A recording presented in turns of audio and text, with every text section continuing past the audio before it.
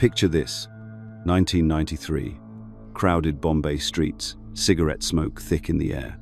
A man selling tobacco from his tiny shop, calloused hands, worn clothes, completely unremarkable. His name was Nisargadatta Maharaj, and he was about to stumble upon something that would demolish everything we think we know about consciousness. When his guru whispered those fateful words, "Focus your attention on the sense of I am and stay with it," neither man could have predicted the philosophical earthquake that would follow. This wasn't meditation or mysticism. This was surgical precision applied to the very foundation of human experience. What Nisargadatta discovered in his humble shop would later strip away every spiritual pretense, every comfortable assumption about identity. His insights cut so deep that they revealed something shocking. The observer you think you are, that sense of I am you cling to, neither is actually you. How can paying attention to something so basic reveal such devastating truths about consciousness? The answer transforms everything you believe about your own existence. You know what's fascinating about that tobacco seller from Bombay?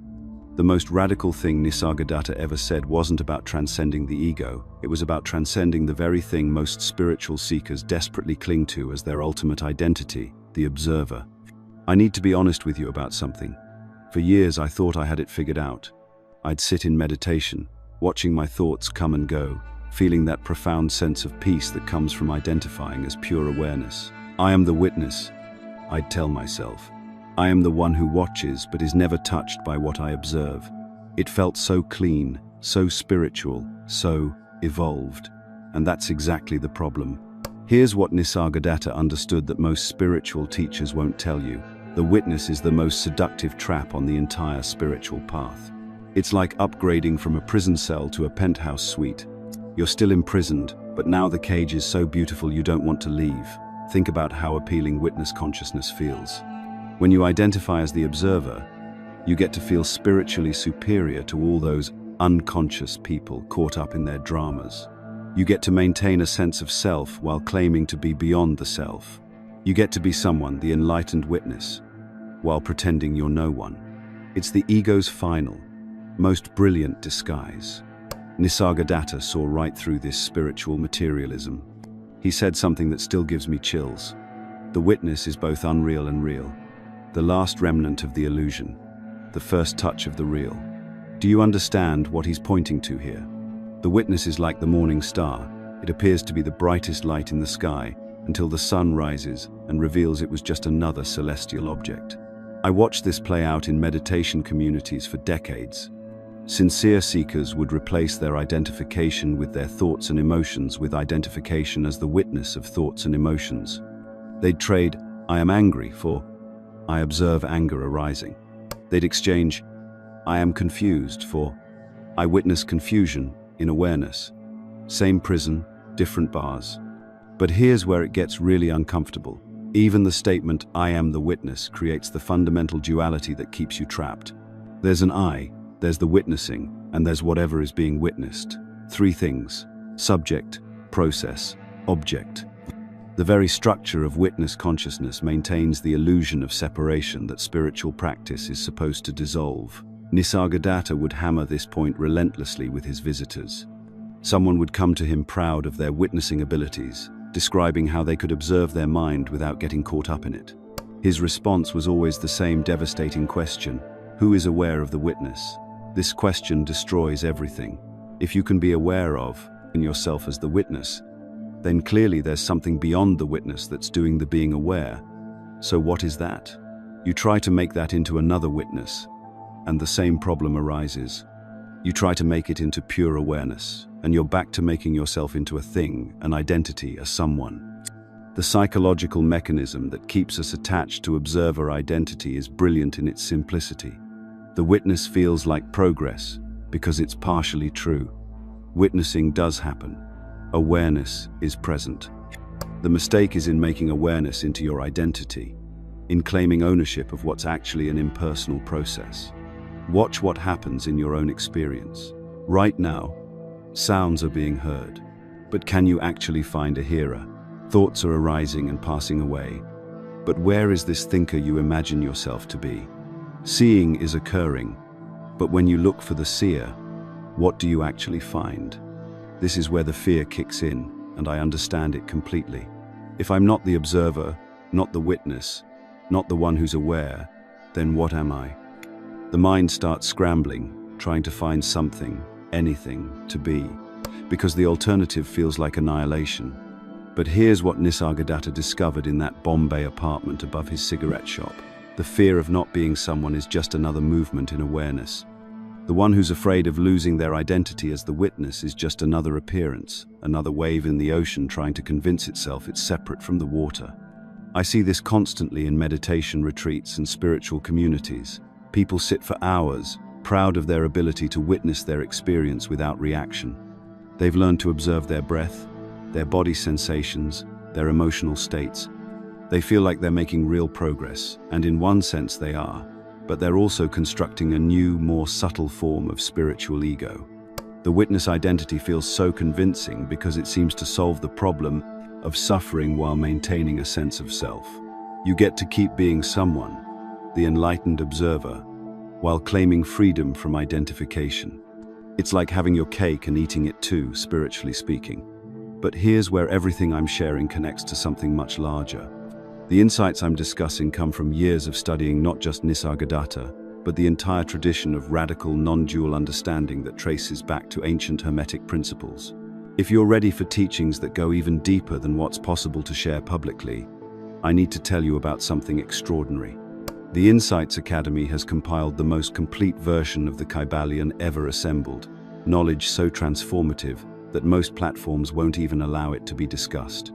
You can access this for free, but only if you're genuinely ready to have every spiritual assumption you've ever held completely dismantled. What makes the witness trap so insidious is how it mimics genuine freedom. When you're identified as the observer, you feel spacious, peaceful, detached from the drama of life.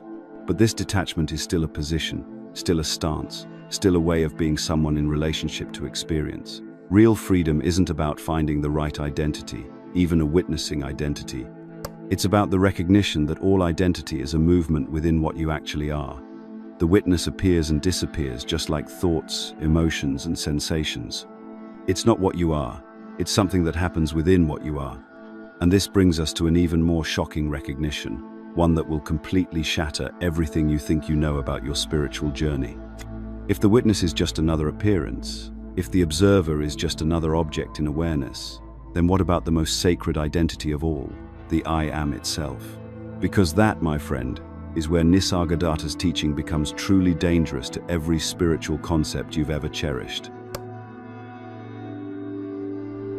If you thought questioning the observer was radical, what I'm about to share will seem absolutely impossible to your mind. Because we're about to challenge the one thing that every spiritual tradition, every meditation teacher, every enlightenment seeker holds as the ultimate truth, the sense of I Am itself. Most spiritual paths lead you to this pure sense of being. You start by disidentifying from thoughts, emotions, the body, roles, relationships, all the I am this and I am that identifications. Eventually you arrive at the pristine awareness of simply existing, the pure I am without any qualifications. This feels like coming home. This feels like the end of seeking. And for most people, it island. But Nisargadatta took seekers to a place that defied everything they thought they knew about consciousness itself. He would look at someone resting in that beautiful I am presence and essentially say, this too must go. The tobacco seller from Bombay understood something that sounds like madness to the spiritual mind. Even this pure sense of being, this consciousness that feels so fundamental, so eternal, it's temporary. It appears and disappears. And if it appears and disappears, it cannot be what you truly are. Listen to how he expressed this seemingly impossible teaching. Immortality is to free oneself from the sensation of I am, but it is not to disappear. On the contrary, it is an infinitely more real, conscious, and full state than you can imagine. Read that again. He's saying that immortality, true immortality, requires freeing yourself from the very sensation of existing. Not from the ego, not from personal identity, but from the root sensation of being itself. And yet, this isn't disappearing into nothingness. It's discovering something infinitely more real than anything consciousness can experience. Your mind is probably reeling right now. How can there be something beyond consciousness? How can there be something more real than the sense of existing? This is where we encounter the absolute limit of human comprehension, because what Nisargadatta pointed to cannot be grasped by consciousness. It can only be recognized as what you already are. Think about it this way. You know you exist, right? There's this undeniable sense of being present, aware, alive. But have you ever asked yourself, what is aware of this sense of being? What knows that you exist? There's something that recognizes even your most fundamental sense of I am, and that something cannot itself be the I am. Nisargadatta called the I am the primary concept, the root of all manifestation. It's like the first movement in absolute stillness, the first ripple in perfect calm. From this primary sense of being, the entire universe unfolds. Time begins, space appears, all experience becomes possible. But a concept, even the most fundamental concept, is still within the realm of the known, the experienced, the temporary. He would often use the analogy of deep sleep. In deep sleep, where is your precious I am? Where is consciousness? Where is the sense of existing? Gone, completely absent. Yet something remains, because you wake up and know you slept peacefully. Something was there throughout the absence of consciousness, something that doesn't depend on the sense of being for its existence. This is what he meant by the absolute, not as another spiritual concept, but as what you are before consciousness arises, during consciousness, and after consciousness dissolves. It has no attributes because attributes require consciousness to perceive them. It has no experience because experience requires the subject-object duality that consciousness creates. It doesn't even know itself because knowing requires the mechanism of awareness, which is already a manifestation within it. Imagine space becoming aware of itself for a moment, then forgetting its space. The awareness comes and goes, but space remains unaffected. Except this analogy fails because space still has the attribute of extension. What Nisargadatta pointed to has no attributes whatsoever, not even existence or non-existence as we understand these terms. Now, why does the mind resist this teaching so violently? Because consciousness is trying to understand something that is prior to consciousness itself. It's like trying to see your own eyes without a mirror. The very instrument you're using to investigate, consciousness, is what needs to be transcended. This creates a profound paradox for meditation and self-inquiry. If you're practicing staying with the pure I am, watching how it appears fresh each morning, observing how it's the same regardless of what experiences arise within it, this is beautiful and necessary work.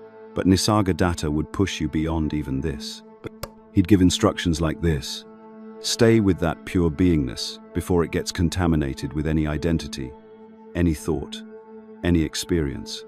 But then notice what is aware of even this pure being. Don't try to grasp it with the mind. Don't try to experience it.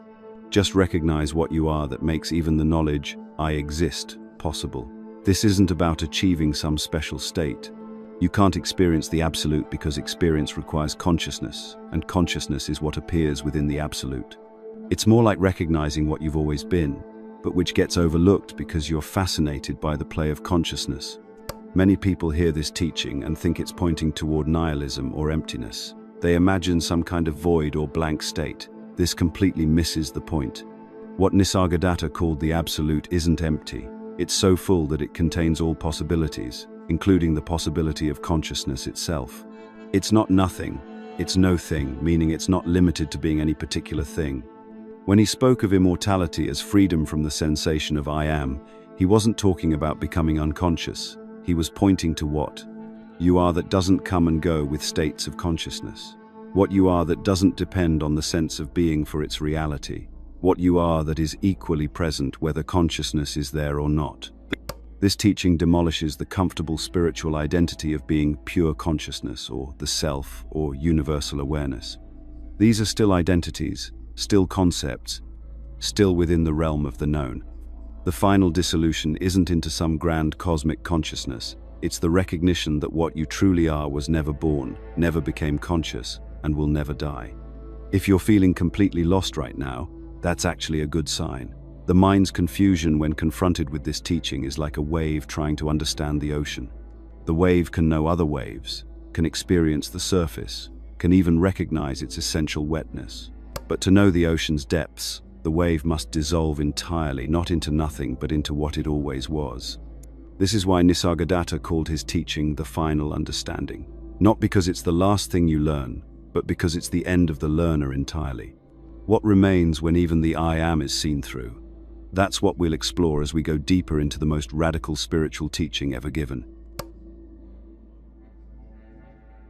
The truth is that there is no difference between dream consciousness and waking consciousness, although they appear to be greatly different. All consciousness is one. When Nisargadatta spoke these words, he wasn't offering a poetic metaphor or spiritual platitude. He was describing the literal mechanics of your experience right now.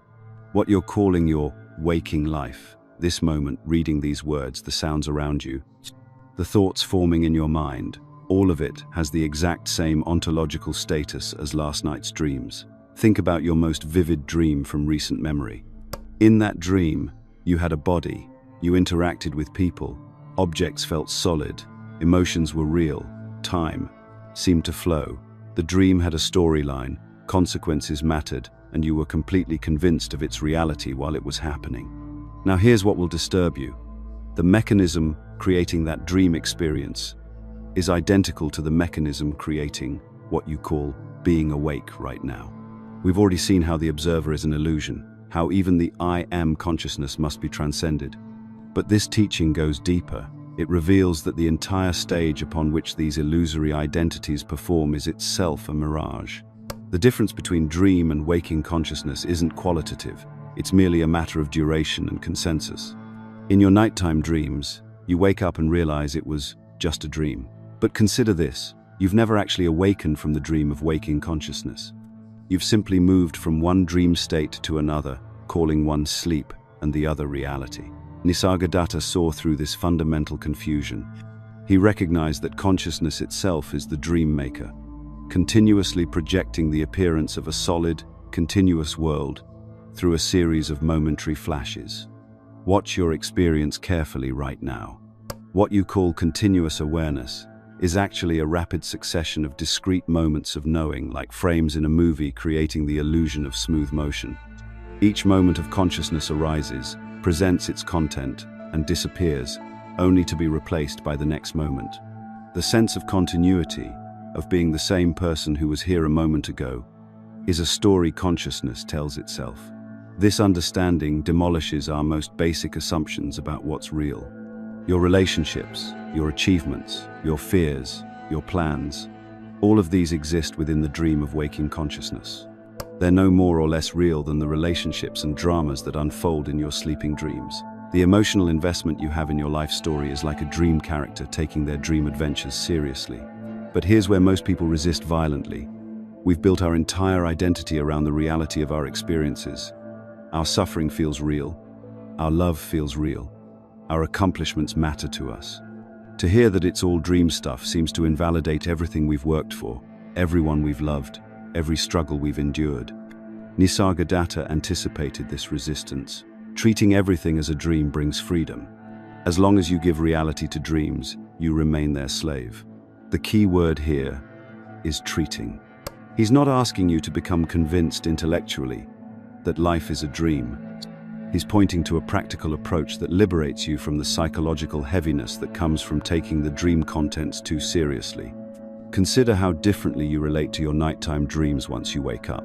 Even if the dream contained terrifying scenarios or heartbreaking losses, you don't carry that emotional charge into your day. You recognize it was just a dream. The events had no lasting consequence because you understand their nature. Nisargadatta is suggesting the same relationship with waking experience. When you begin to see waking life as dreamlike, something remarkable happens. The fear that grips you when contemplating failure becomes workable. It's dream fear about dream failure. The anxiety about what others think of you reveals itself as dream anxiety about the opinions of dream characters. The limitations you've accepted as fixed realities show themselves to be dream limitations that can shift as easily as dream scenery. This doesn't lead to passivity or disconnection. In your nighttime dreams, you still navigate the dream landscape, interact with dream characters, and respond to dream situations. You don't become catatonic just because it's a dream. Similarly, recognizing the dreamlike nature of waking experience doesn't mean you stop engaging with life. You still work, love, create, and participate, but without the crushing weight of taking it all so seriously. The practical implications are profound. When you're arguing with someone, and remember, this is a dream conversation with a dream character, the emotional charge dissipates.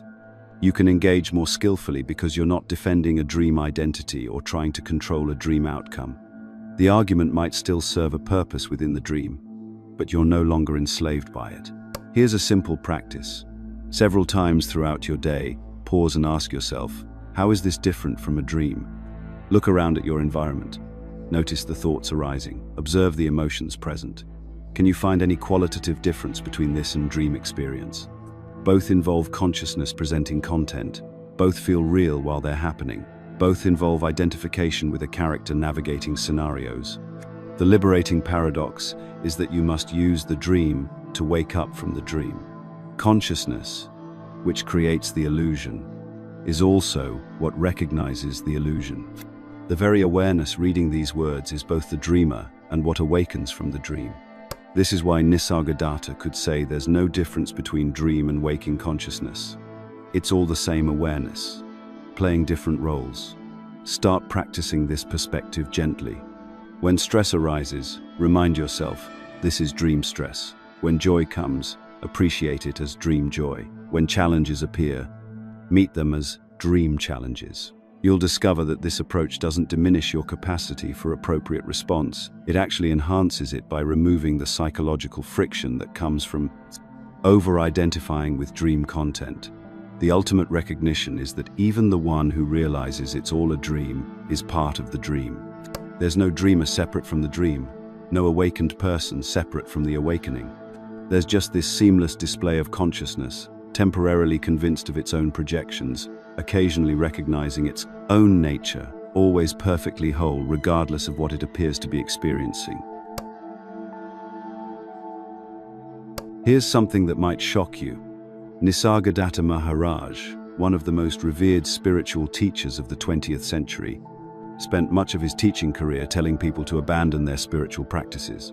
This man, who drew seekers from around the world to his tiny Bombay apartment, had a radical message that goes against everything the modern spiritual marketplace wants to sell you. I did not follow any practice of breathing, meditation, or study of scriptures, he stated flatly. Whatever happened, I would return my attention to the sense of I am. That's it.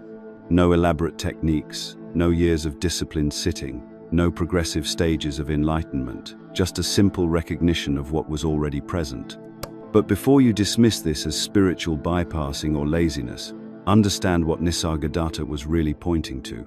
He wasn't anti-practice because he was against effort. He was revealing something far more profound about the nature of reality itself, and why our well-intentioned spiritual activities often become the very chains that bind us to the illusion we're trying to escape. Think about the fundamental paradox embedded in spiritual practice. You're using effort to reach effortlessness, using the mind to transcend the mind, using the sense of being someone to realize there's no one there.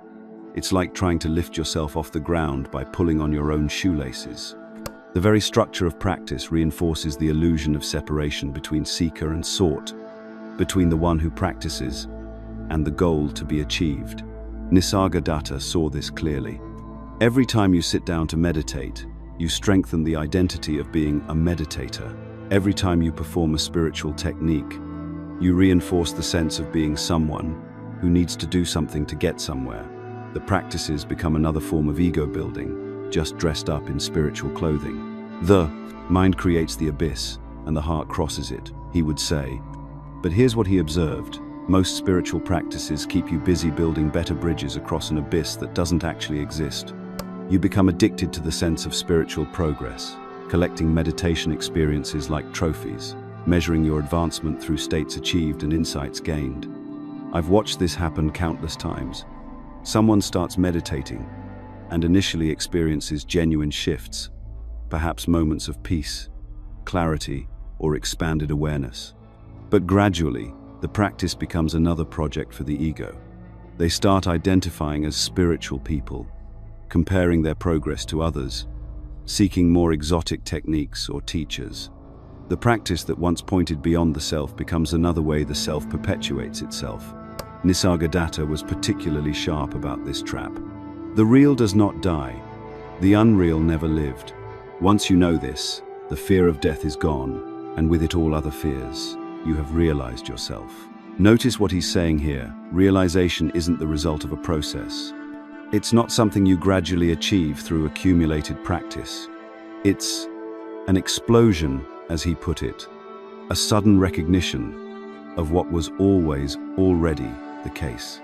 This challenges everything we've been taught about spiritual development. We're conditioned to think in terms of linear progress, beginner to intermediate to advanced, more practice leading to better results. But Nisargadatta insisted that reality doesn't work this way. You can't practice your way into what you already are, any more than you can practice your way into having been born. The mind, however, is incredibly clever at co-opting even this understanding. It turns non-practice into another practice, effortlessness into another effort. Students would come to Nisargadatta asking for techniques to stop seeking, methods to achieve non-method. He would laugh at the absurdity while simultaneously feeling compassion for the bind they'd created. Understanding is all, he would emphasize. Not technique, not experience, not states of consciousness, understanding. But this isn't intellectual understanding, the kind you can accumulate and store. It's immediate recognition. Like suddenly seeing that what you thought was a snake was always just a rope. No amount of rope-seeing practice could have created that moment of recognition. This is where most spiritual teachings become forms of what Chogyam Trungpa called spiritual materialism, the ego's attempt to possess spirituality rather than be transformed by it. We collect meditation retreats, mystical experiences, and enlightenment concepts the same way we might collect cars or art. The seeking becomes another form of having, another way to build and maintain a spiritual identity. But here's what happens when you really hear what Nisargadatta was pointing to. Fear arises. If I don't meditate, won't I lose my progress? If I abandon my practices, won't I fall back into unconsciousness? This fear reveals how much we've made practices into security blankets, how much we've confused the pointing finger with the moon. Nisargadatta would address this fear directly. You are afraid of freedom. He understood that most people prefer the familiarity of seeking to the unknown territory of simply being. The practices give us something to do, somewhere to go, someone to be. Without them, we're left with what? This is the crucial transition he was inviting people to make, from doing to being, from practicing to recognizing. It's not about becoming anti-practice in a reactive way. Some people may find practices helpful initially, like training wheels on a bicycle. But eventually the training wheels have to come off, or they prevent you from actually riding. The I am that Nisargadatta pointed to isn't something you practice, it's something you recognize. It's not a state you achieve, but the very awareness in which all states appear and disappear. You can't meditate your way into being aware, any more than you can practice your way into existing. Both are simply and obviously already the case. When this recognition stabilizes, not through practice but through understanding, something remarkable happens. Every moment becomes a natural expression of that recognition. Not because you're trying to be spiritual, but because the artificial separation between spiritual and ordinary has dissolved. You're not maintaining awareness. You're simply no longer overlooking what was never actually absent. This is why Nisargadatta's role as a teacher was so unique. He wasn't giving people methods to follow, but pointing beyond all methods to what makes even the capacity for method possible. He was like someone pointing at the sun. Eventually, you have to stop looking at the finger and see the light that was illuminating everything all along. The pathless path isn't another spiritual technique to master. It's the recognition that you were never actually lost. My guru told me, trust me, I tell you, you are divine. Take it as the absolute truth. I did believe him and soon realized how wonderfully true and accurate were his words. When Nisargadatta Maharaj spoke these words, he was describing perhaps the most radical act of his entire spiritual journey. Not the years of meditation that followed, not the profound realizations, but this single moment of trust in his guru Siddharameshwar Maharaj's seemingly impossible instruction. Think about what was actually being asked here. A simple man working in his cigarette shop was told by another human being that he was divine. Not that he could become divine through years of practice, not that divinity was his ultimate potential, but that he was, right now, in this very moment, divine. The rational mind would immediately protest. Look at me. I have problems. I get angry. I worry about money. I age. I'll die. How can this be divine? Yet, Nisargadatta did something that goes against everything we've been conditioned to do in our skeptical, show me the evidence culture. He trusted. But here's what's crucial to understand. This wasn't blind faith or religious belief. This was something far more radical and intelligent.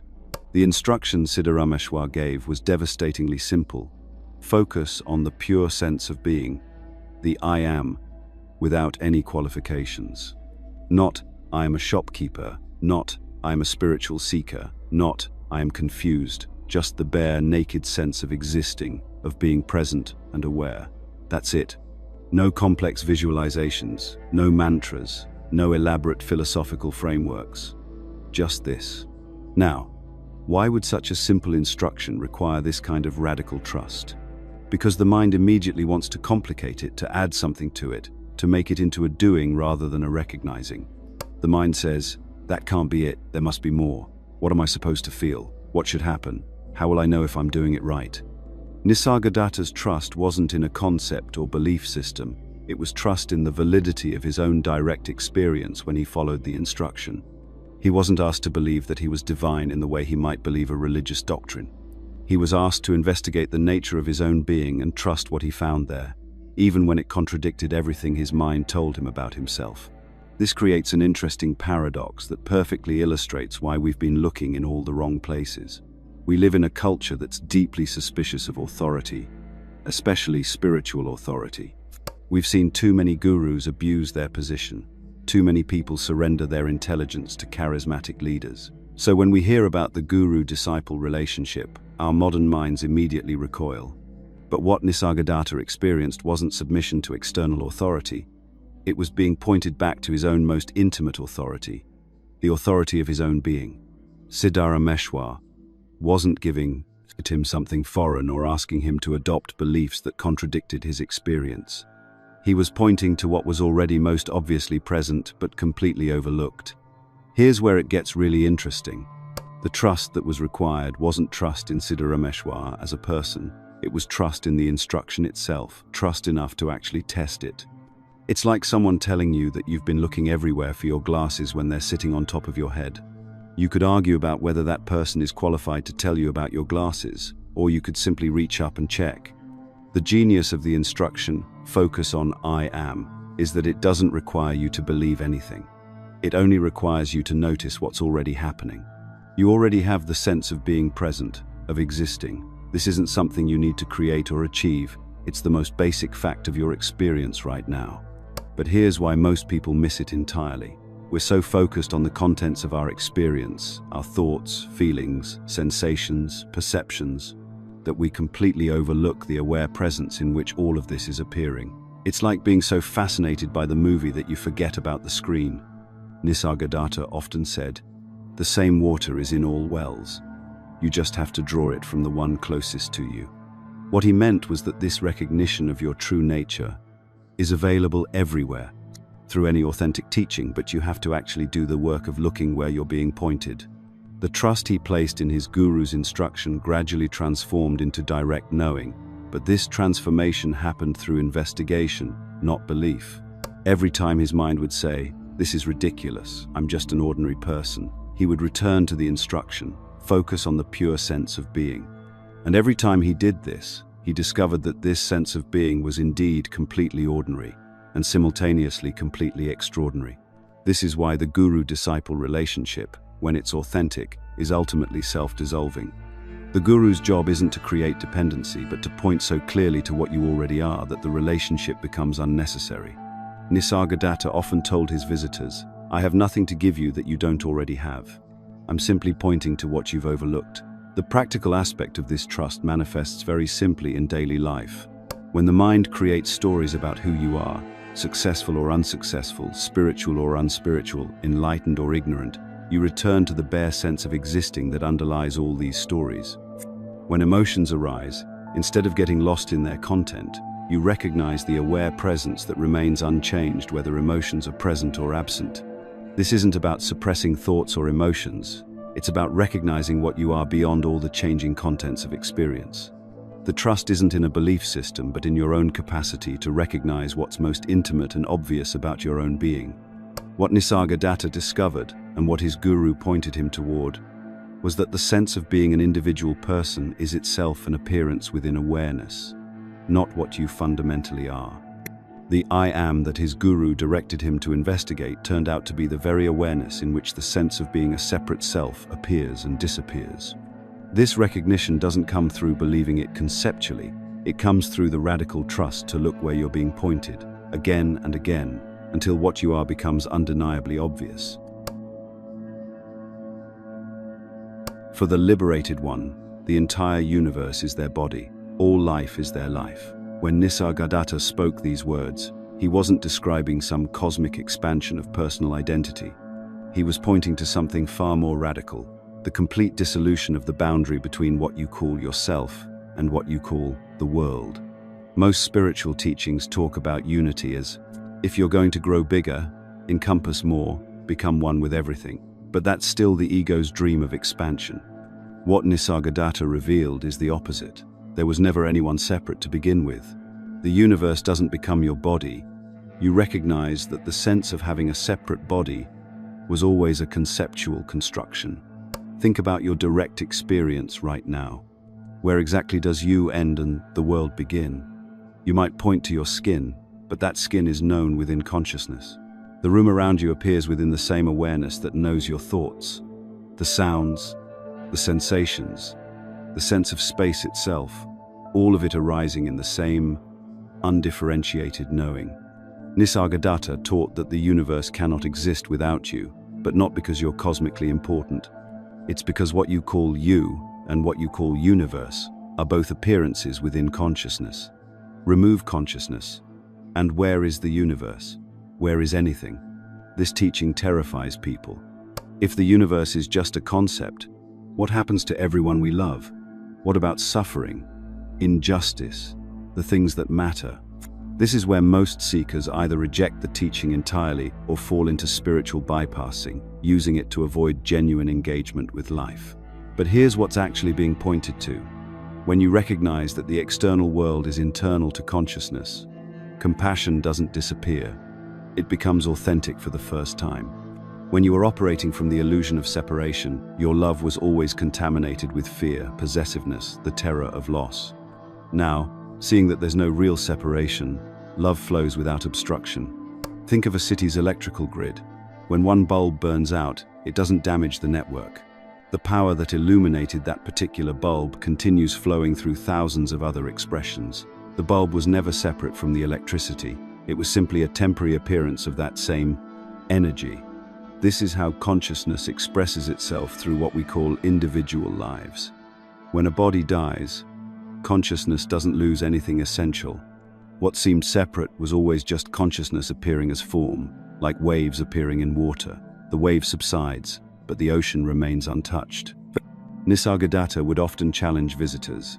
Show me this external world you speak of. Where is it apart from your consciousness of it?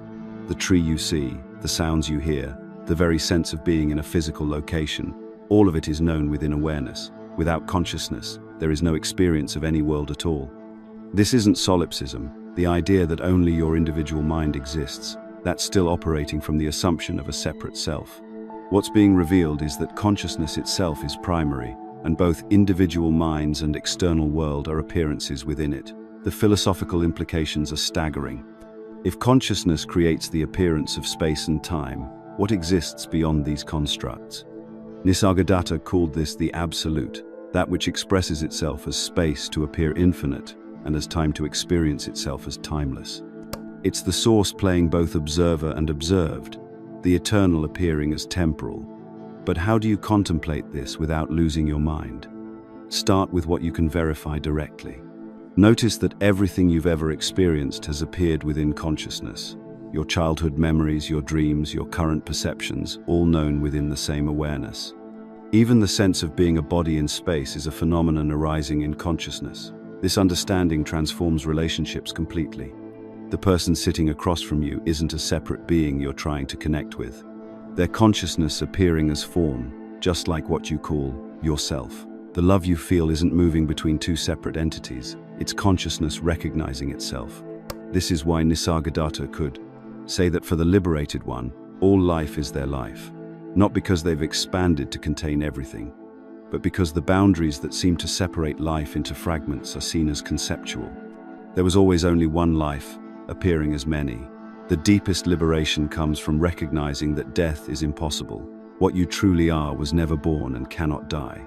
What seems to die was always just an appearance in consciousness, like a character in a dream. When you wake up, did the dream character really die, or was it simply recognized as never having been separate from the dreamer? Yet here's the beautiful paradox. We use this apparent universe, with all its seeming multiplicity and separation, to recognize what transcends all appearance.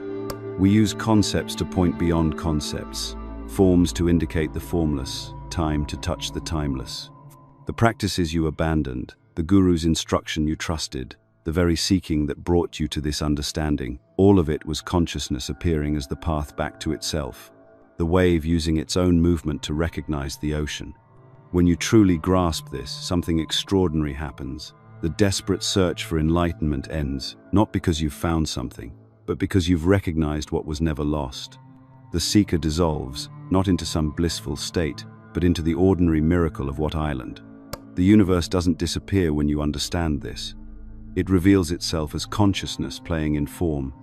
Every person, every experience, every moment becomes infinitely precious precisely because it's recognized as consciousness knowing itself through endless creativity. This is what Nisargadatta meant when he said the universe is the liberated one's body. Not ownership, but recognition. Not expansion, but the end of the illusion of limitation. The light you see outside arises from your own light. The light of the sun or moon cannot be compared to yours. When Nisargadatta spoke these words, he wasn't indulging in poetic metaphor or spiritual romanticism.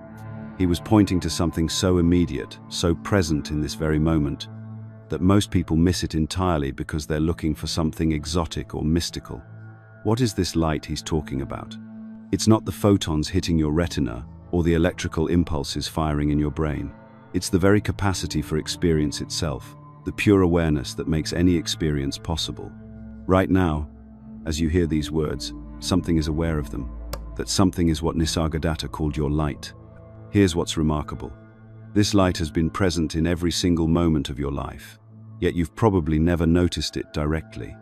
When you were 5 years old playing in your backyard, this same light was there. When you felt your first heartbreak, when you experienced your greatest joy, when you were lost in deep sleep, this light was constant. It's the one element that has remained unchanged through every transformation of your body and mind. But here's where it gets fascinating. This light doesn't just illuminate pleasant experiences and avoid unpleasant ones. It shines equally on your worst nightmare and your most blissful moment. Think about this practically. When you're angry, something is aware of the anger. When you're peaceful, something is aware of the peace. That something, that aware presence, remains completely unaffected by what it illuminates. Nisargadatta used a simple analogy that cuts through all the confusion. Imagine a movie screen. Whether the screen is showing a romantic comedy or a horror film, the screen itself remains pristine white cloth. The images appear on it, play out their drama, and disappear, but they never stain the screen. Your consciousness works exactly the same way.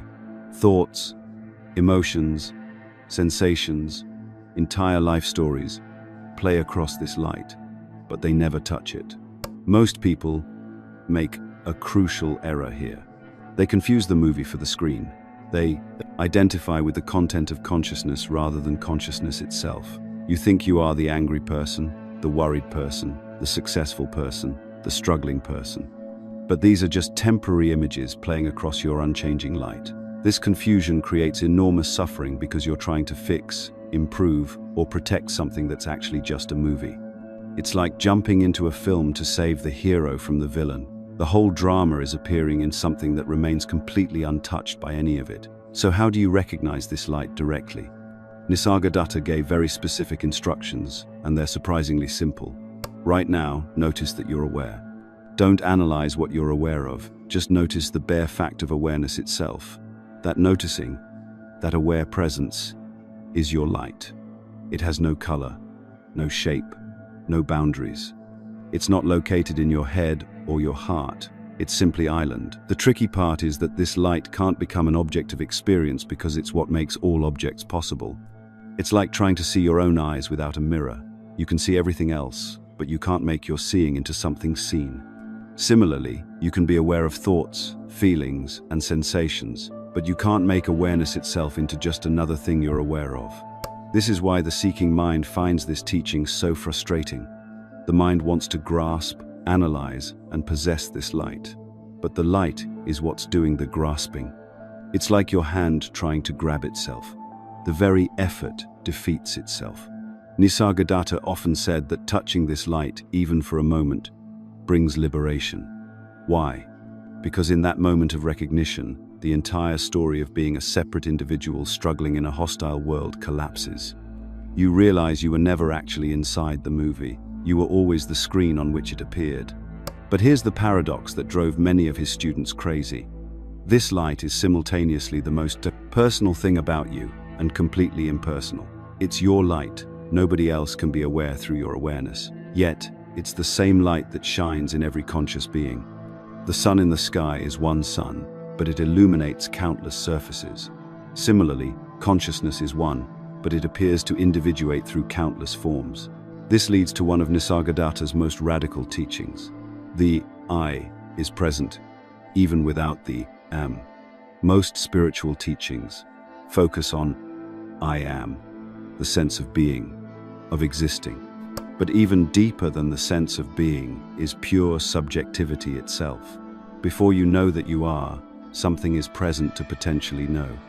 That pure I, not I am something or even I am just I, is what he called your original face. Living from this recognition transforms everything while changing nothing. You still have thoughts and emotions, you still interact with others, you still face practical challenges. But the desperate quality of experience dissolves. You're no longer trying to protect or improve a fictional character in a movie. Instead, you're resting as the light in which all experiences arise and dissolve. The beautiful irony is that this light you've been searching for in meditation retreats, spiritual books, and enlightenment experiences has been closer than your own breath every moment of your life.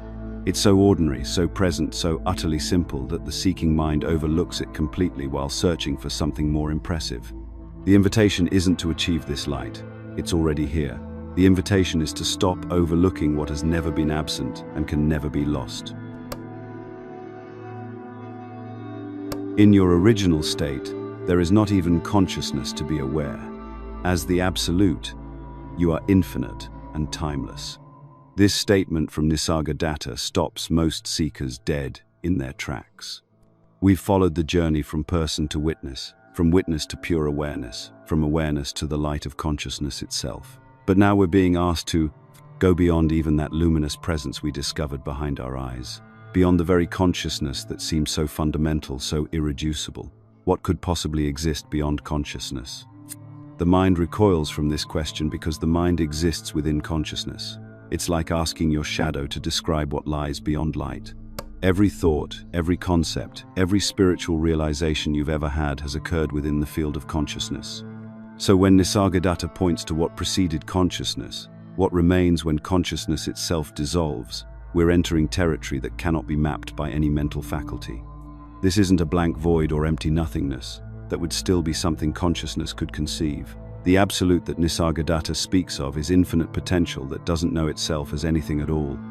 It's not unconscious in the way we understand unconsciousness, like deep sleep or anesthesia. It's prior to the very possibility of knowing or not knowing. Think of it this way. Before you were born, before your body formed, before the universe manifested, before time and space emerged, what was there? Not darkness, because darkness requires light to define it. Not silence, because silence needs sound as its opposite. Not emptiness, because emptiness implies space. What Nisargadatta calls the absolute is what remains when you strip away every possible attribute, quality, or characteristic, including existence and non-existence themselves. This teaching represents the final dissolution of all spiritual concepts, even the most refined ones. We began this journey by seeing through the illusion of being a separate person. We discovered ourselves as the witness of all experience. Then we recognized that even the witness was an appearance within pure awareness. We found the source of all experience in the light of consciousness itself. But now, in this ultimate teaching, even consciousness is seen as a temporary manifestation arising from something utterly beyond comprehension. The progression is complete. The person merges into the witness. The witness dissolves into awareness. Awareness recognizes itself as pure being, and even being resolves back into the absolute. Each stage feels like the ultimate truth until the next dissolution occurs. But this final recognition doesn't lead to another stage. There's nowhere else to go because you've arrived at what you've always been. Here's what makes this so difficult to grasp. You're not trying to become the absolute or achieve some state of absoluteness. Nisargadatta is pointing out that this is your true nature right now. The person you think you are, the consciousness you've discovered, the awareness you've recognized, all of these are temporary appearances of the absolute. You are the absolute appearing as a person who is discovering they are consciousness, who is recognizing they are awareness, who is realizing they are the absolute. This recognition doesn't lead to nihilism or meaninglessness, despite what the mind might fear. Instead, it reveals infinite fullness. When you recognize yourself as the source from which all experience arises, including the experience of consciousness itself, everything becomes precious, precisely because it's your own expression. Love doesn't disappear, it's recognized as your own nature appearing as the experience of love. Beauty isn't lost, it's seen as your own infinite creativity manifesting as beautiful forms. The fear of dissolution that arises when contemplating this teaching is natural. What happens to everything we cherish? What happens to relationships, to meaning, to the very sense of being alive? But this fear comes from still identifying with what appears rather than recognizing yourself as what makes all appearance possible.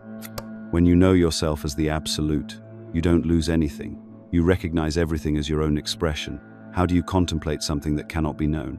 Nisargadatta's approach is ruthlessly practical. Instead of trying to imagine the absolute, investigate what you are right now. What is it that knows you're conscious? What is it that's aware of awareness itself? Keep inquiring until you reach the point where there's no one left to inquire and nothing left to know. That's not a failure of the investigation, that's the answer. This understanding completely transforms the approach to spiritual practice. There's nothing to achieve because you're already what you're seeking. There's no state to attain because all states arise within what you are.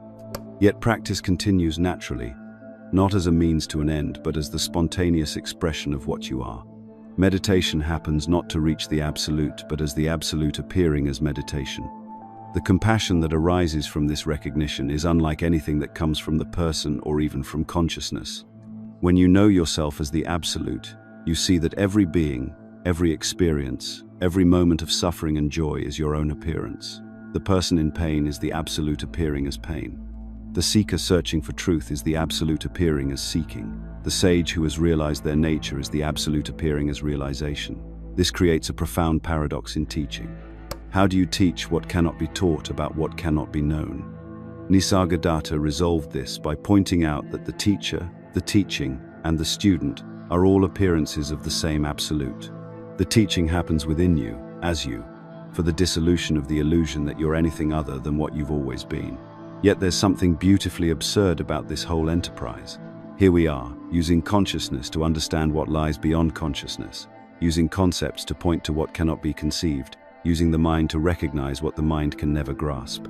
It's like trying to see your own eyes or lift yourself by your own bootstraps. Somehow, in the very impossibility of the task, something shifts. The seeker exhausts themselves in seeking and discovers they are what they sought. This recognition doesn't end life, it begins it. When you know yourself as the absolute, every moment becomes a celebration of your own infinite creativity. The morning coffee is the absolute tasting itself. The conversation with a friend is the absolute knowing itself through relationship. The moment of sadness is the absolute experiencing the full range of its own expression. Nothing is excluded because nothing exists outside of what you are. The spiritual search naturally ends not because you've found what you were looking for, but because you've recognized that what you were looking for was doing the looking. The seeker dissolves into what was always already present. Yet paradoxically, this ending is also a beginning, the beginning of life lived as the conscious expression of the Absolute, where every breath is a celebration of the mystery appearing as the ordinary miracle of being. If this final teaching resonates with something beyond your mind's ability to grasp, comment, "I understood it." The question everyone asks, after touching this understanding, is perhaps the most human one of all. Now what? How do I live with this? I Teng. You've glimpsed what Nisargadatta pointed to, that you're not the observer, not even the I am, but something prior to all experience. Yet here you are, apparently still needing to pay bills, navigate relationships, and respond to a world that seems very real indeed. This isn't a philosophical problem to solve, it's the lived reality of integration. And here's where most spiritual teachings fail you completely. They give you the peak experience, the recognition, the moment of seeing through the illusion, then leave you stranded between worlds with nothing but platitudes about being present. Nisargadatta himself provides the most honest example of how this actually works in practice. After his teacher's words catalyzed his recognition, he didn't retreat to a cave or abandon his responsibilities. He returned to his tobacco shop. He continued supporting his family, engaging with customers, dealing with the mundane challenges of running a small business in Bombay. But something fundamental had shifted in how life was being lived through the apparent person called Nisargadatta. The key insight here is understanding the difference between detachment and dissociation. Most people, when they first taste this recognition, make a crucial error. They think spiritual realization means becoming emotionally flat, withdrawing from engagement, treating everything as just an illusion, in a way that actually creates more separation, not less. True understanding moves in the opposite direction entirely. When you recognize there's no separate self to protect, no individual identity to maintain, life becomes more intimate, not less. Emotions arise more purely because there's no story-making machinery constantly interpreting and defending. Relationships become more authentic because there's less filtering everything through the lens of, what does this mean about me? But let's address the practical challenges directly, because this is where the rubber meets the road. Take relationships, for instance. How do you engage lovingly with family members when you've seen through the entire framework of personal identity? The answer reveals itself naturally. You love more freely, not less, because there's no separate self calculating what it might lose or gain from loving. I've watched people struggle with this integration for years, and the most common mistake is trying to live from the absolute perspective in relative situations. Your spouse doesn't need you to remind them that they're not really the body-mind. They need you to take out the garbage and listen when they've had a difficult day. The understanding expresses itself through ordinary responsiveness, not through spiritual performance. Work presents another fascinating laboratory for integration. How do you engage meaningfully with career goals and professional responsibilities when you've recognized the fundamental emptiness of personal achievement?